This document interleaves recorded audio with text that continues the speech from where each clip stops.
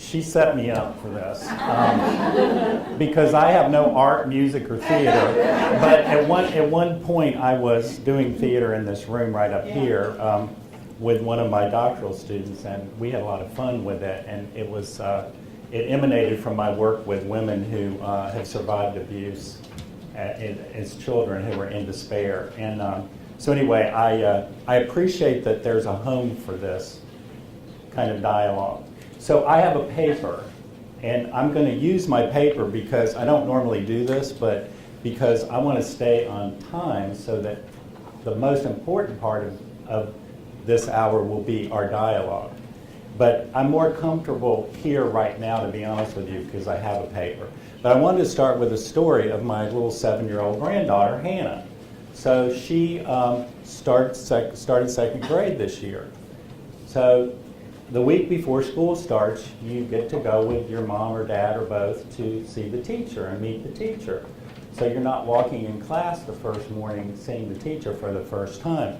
So she had her visit with her mom, and she contacted me and she called me on the cell phone and said, "Granddaddy, my teacher has teacher energy." And so I want to tell you, I love this nurse energy. Even from Ray, I love this nurse energy that's in this room. So I am very happy to be a part of this. So I want to tell you, so you're going to probably walk out of the room when I start this, but I'm not here to tell you anything you don't already know. And I'm really not here to tell you what has been or, what is. But I'd really like to share ideas with you about what could be. So my point of view is this. We're all engaged in creating stories, narratives of who we are and what we're about. And they reside in our consciousness, and I think they manifest in who we are in the world, what we do, how we act. And so I also believe that as we live these stories, we gain new understandings, new dimensions, new storylines from the intersection of our stories with other stories. So our stories, our narratives evolve and change. So I see this as our personal narrative coexisting in this sea of collective, tribal stories, if you will. And I think nursing is a tribe. It's a community all of its own in many ways, and yet it also resides in a larger group of tribes and so forth, as we know. So all these collective stories shape our individual stories that we choose as nurses. For many of us, our personal narratives coincide pretty fluently with this collective narrative of nursing. So I'm a nurse. I nurse and see nursing through these stories. And I believe these stories reflect themselves in this flow of patterning. I'm a unitary person, so I see these stories unfolding in a unitary patterning. And they come forward in a variety of phenomena. But I want to be clear, you can't reduce this experience to any of these phenomena. But we are experiencing simultaneously the world physically, physiologically, mentally, emotionally, socially, culturally, spiritually, and even mystically. So these are all expressions of who we are in our wholeness. So I take inspiration from the African novelist Chimamanda Adichie and her TED Talk. I've recently just fell in love with TED Talks. So Adichie claims that our lives, our cultures, are composed of many overlapping stories. And she tells the story of how she found her own authentic cultural voice in her TED Talk. I encourage you to listen to it. As you know, TED Talks are about 18 minutes in length. She warns that if we hear only a single story about another person or country or whatever, we risk a critical misunderstanding. So it is that I've come to believe that through nursing, I found my authenticity. And through caring, I've found my empowerment as a nurse. I too believe that there are many overlapping stories of nursing, and that if we hear only a single story of nursing, we also risk a critical misunderstanding of our possibilities as nurses and for caring. There are many narratives of nursing, and I don't wish to critique them. That's been done sufficiently, I think, in the literature. I'd rather like to draw our attention to a few narratives that might help us with our dialogue about how novel caring, what I'm trying to purport, which I don't have a really organized fully, this notion of novel caring might create a new narrative of nursing, or for nursing. So one predominant narrative, which coexists with many others, is this narrative of effectiveness, nursing effectiveness. And you see this expressed in the literature of nursing and healthcare. You see it in institutional vision and mission statements.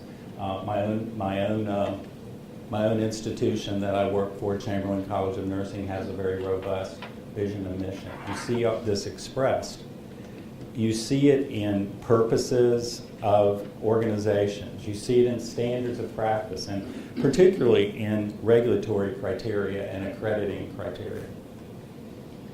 So the significant themes in this narrative have to do a lot with measurement, with metrics, with methods, and outcomes.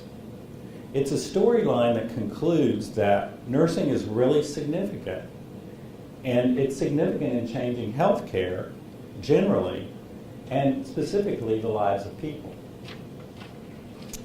as well as their families, groups, populations. So as you know, sometimes this narrative is directed toward populations, like more recently veterans, the elderly, and so forth. It's a narrative that places nurses strategically in a position of influence. I don't think that's a bad idea. Another narrative of nursing that's been emerging over the last decades is the narrative of human wholeness and the avoidance of nursing that might fragment the human experience, and particularly nursing that would disempower the freedom of choice, the voice of the person. So there are variations on this narrative, and some of the stories in the literature you see titled as integrative, holistic, unitary, and I also think the emancipatory literature speaks to this. I think most of you in this room know this narrative very well. I have this personal version of this story myself that you can see in my work, and I call it unitary appreciative nursing. So this narrative, this broad narrative that I'm describing, challenges storytellers and believers because there's a very well-intentioned movement, not only in healthcare, but in the United States and the world, to take the guilt out of mental health. And this is done by attributing mental health situations to physiology. So the recent suicide of Robin Williams has evoked this discussion. So I pulled this from a news outlet website, and I quote, "Depression is not a bad mood. It is a biological reality and a medical condition, and when we talk about it as anything less than that, we belittle the people suffering from it."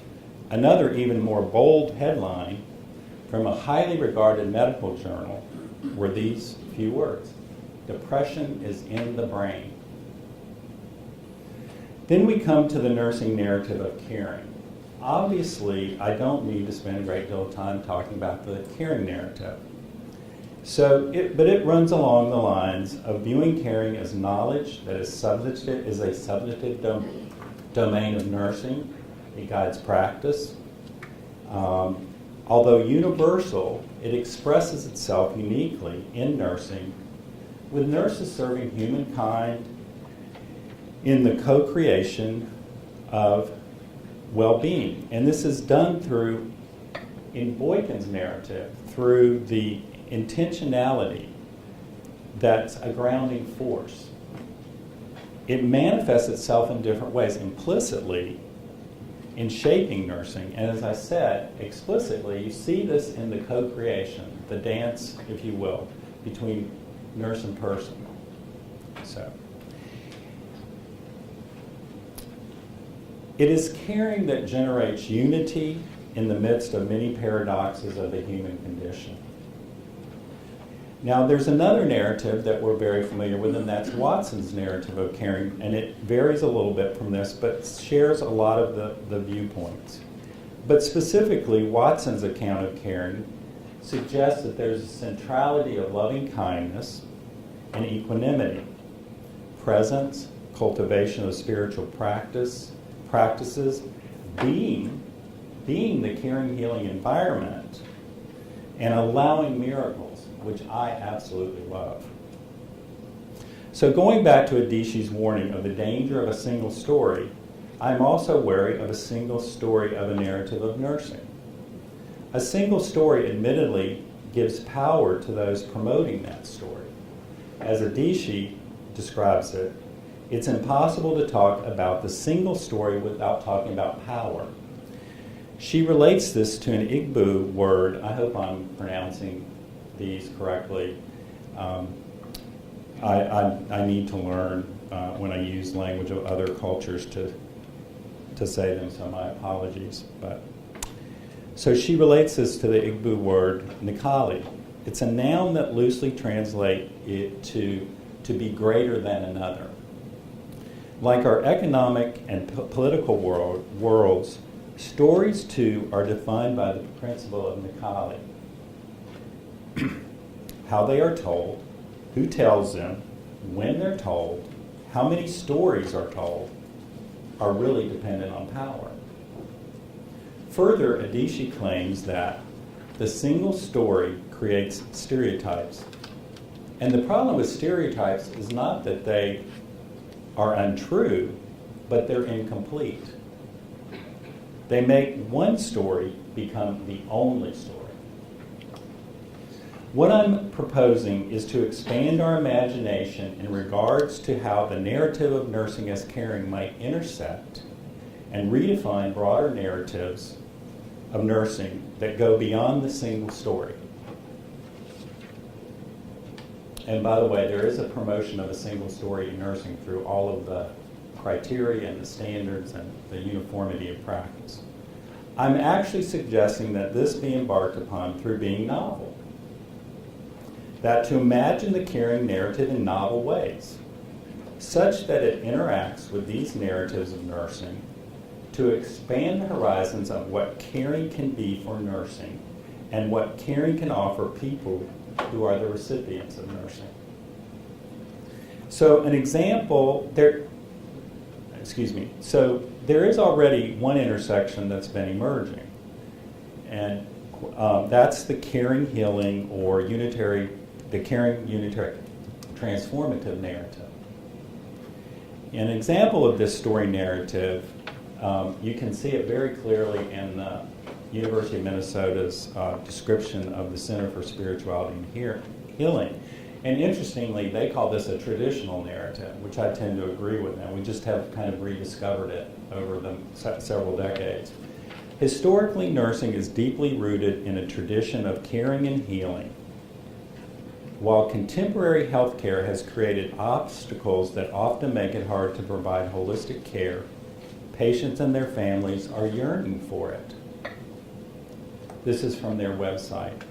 Millions of nurses around the globe are drawn to practicing a person-centered, relationship-based care that incorporates the use of integrative or complementary therapies with conventional care, the intersection of two narratives, and is focused on advancing the health and well-being of people, communities, and organizations. That's from their website. And it is claimed that integrative nursing has the potential to strengthen and invigorate the profession. So novel caring would be a kind never seen before. Fresh, new, original, innovative, breaking new ground. The purpose of novel caring would be to create new ways of thinking, neoteric thinking, that would evoke new narratives of nursing. So what I'd like to engage in is a dialogue about what novel caring would look like and what new forms it might take and how this would expand, illuminate, and enhance the narrative of nursing that is in accord with the caring agenda of human well-being. It could start with our personal narratives of novel caring and embrace collective novel caring. So I'm suggesting a process that does not attempt to overcome another narrative, but rather to take this narrative into the eye of the caring narrative and create a new vision. So what if we took, for instance, the narrative of nursing effectiveness and brought it into the eye of the caring narrative? This could evoke novel caring that pushes the boundaries of nursing effectiveness. So I want to give you one exemplar of this narrative, the common narrative on nursing effectiveness, from the literature. So in a 2013 study of the effectiveness of nurse practitioners, using data from articles published from 1990 to 2009, 11 aggregated outcomes were summarized. Outcomes for NPs compared to MDs, or teams without NPs, were comparable or better for all 11 outcomes reviewed. A high level of evidence indicated better serum lipid levels in patients cared for by NPs and primary care settings. A high level of evidence also indicated that patient outcomes on satisfaction with care, health status, functional status, number of emergency department visits, and hospitalizations, blood glucose, blood pressure, and mortality are similar for NPs and MDs. So if we embrace this narrative and thought about how novel caring narratives would address this effectiveness narrative, which I think is impressive, by the way, we might, one, pose new questions of the data. Could caring have been a factor in all of this? If so, how was it a factor? We could consider outcomes that expand beyond these, that are more relevant to the person-centered notions of uniqueness and wholeness in human life. We don't abandon the intent of the narrative, but we change the narrative, the storyline dramatically. Expanded narratives of nursing and caring have created novel ways of knowing, such as Boykin's application to nursing education, Watson's application to heart health, and Smith's unitary transformative caring framework. Caring becomes novel when we take our personal narrative of nursing and courageously create novel caring narratives. How am I doing on time? I'm a little nervous about it. 1 minute? Okay. She had these big signs, but I'm not paying attention to them. Okay. So caring becomes novel when we take our personal narratives of nursing and courageously create novel caring narratives. So for me, this has taken on the form of unitary appreciative nursing. But this started when I was a young boy. I was 15 years old. My sister was a nursing assistant, and I was sort of lost. I knew that I had these feelings. At the time, I didn't have a label for them, but I discovered later the label for it was being gay. But I felt very isolated as a teenager in the 1960s. So I was this kid who went around the school on my own and had no friends. So my sister said, why don't you go to the hospital and work as a volunteer? And I said, I'm going to ignore the comment, but anyway. So I said, no, I'll do it. I took the training to be a candy striper. This is 1964. So anyway, I didn't go the whole first semester. So during Christmas holiday break, it was a cold, rainy night, and I was like bored, and so my sister was going to work, and she said, come with me. So I dressed in my candy stripe uniform and went there. And I fell in love with nursing, but I didn't know what it was. I didn't know what to call it. So what is fascinating for me is I spent a year and a half, and by the way, I skipped my fifth and sixth classes, so my grades were in the toilet, but I would skip and go to the hospital to work. So the director of nursing called me in one day and said, Richard, after like a year, how would you like to be a nursing assistant? We can pay you, because you're coming in anyway and doing all this stuff. But anyway, and then one day, a group of nursing students told me that I could be a nurse, and I was like, no, I can't. There are no men who are nurses. Men don't do nursing. And they said, yes, they do. So I was the second man in Virginia to go into nursing. But my point is that I fell in love with what I saw nurses do, and that was this connection to human beings. So that's my personal narrative that I bring in to this narrative of caring in the broader narrative of nursing, and you all have those too, and I think they're relevant. So if you can bear with me for one more page. So going back to Adichie, the African novelist, she says, I've always felt that it is impossible to engage properly with a place or a person without engaging with all the stories of that place and that person. The consequence of the single story is this: it robs people of dignity, it makes our recognition of our equal humanity difficult, it emphasizes how we are different rather than how we are similar. Novel caring in its greatest expression would be just this: what if we chose to engage fully all the stories of nursing in all its expressions? What if we realized the consequence of a single story of nursing is that it diminishes our dignity as a community and the diversity of those we serve as well as one another, and fails to account for the equanimity of nurses regardless of their stories? Novel caring might create a narrative of nursing effectiveness that would be founded in the answers to these questions. And this is my model of nursing effectiveness. Have I seen underneath the disease or the condition I have been educated to diagnose to the person who exists struggling to deal with this disease? To what extent have I appreciated and embraced the role I play in bettering the lives of others and my own life? How much time have I devoted to listening to the story that my patient longs to tell me, in contrast to the time I required him or her to answer my health history questions? Finally, how often have I remembered that my heart is as great a guide to action as is my brain? Thank you.